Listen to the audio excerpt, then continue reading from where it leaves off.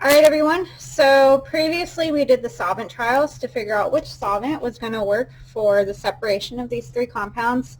And now we've got unknown C here, and we're going to figure out what two compounds are dissolved in unknown C. Again, out of our choices of benzhydrol, benzophenone, and biphenyl. So we need to run a new plate. So again, I'm starting a new plate. I'm marking the baseline or the origin up about a centimeter or so. I do about one pinky's length or width. And then we're going to have 4 spots this time. So remember, each compound travels in its own lane, and it's going to move up the plate. So if it starts here, it goes up the plate. That's a lane. This is a lane. So we're going to have 4 lanes here. The first 3 are going to have our comparison, our standard compounds. We're going to have benzhydrol, benzophenone, and biphenyl. And then in the last is going to be our unknown C.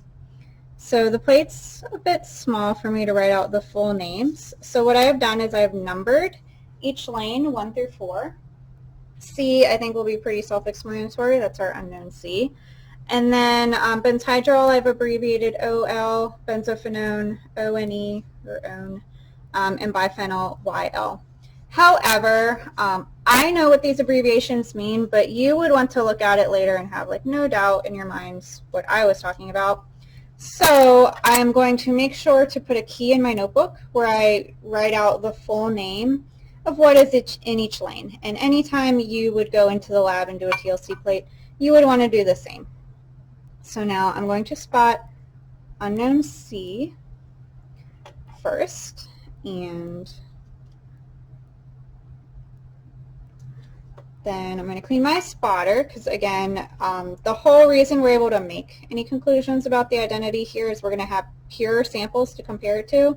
So if I have any kind of cross-contamination, then I'm not going to be able to actually make any decisions here, and I will just have essentially wasted time and a lot of material.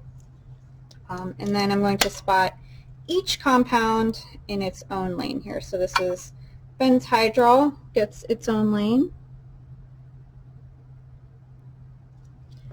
Okay, and then I want to immediately clean the spotter here so that I'm not leaving any of the benzhydrol behind. Again, so I don't have any cross-contamination. Next will be benzophenone.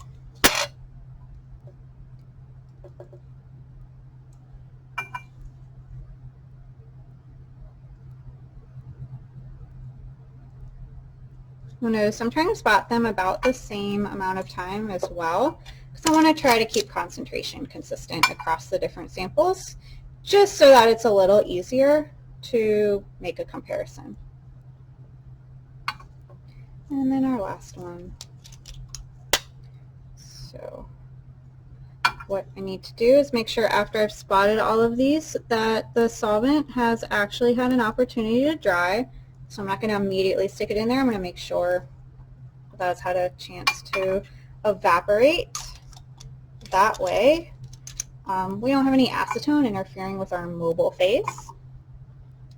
And so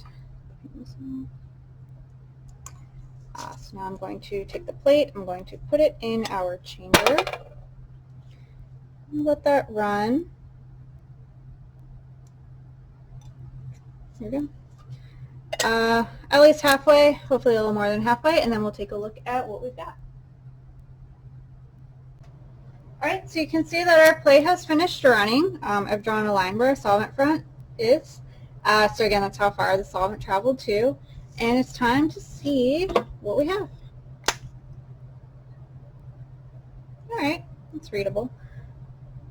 Is it right there?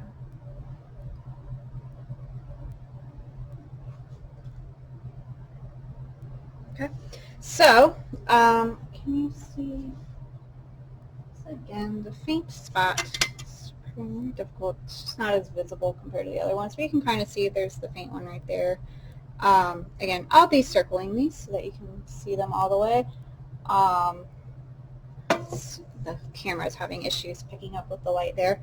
But we've got spots. So remember, 1 in each lane for our standards. and then our compound. Okay. So again, what you're going to do is you're just going to compare the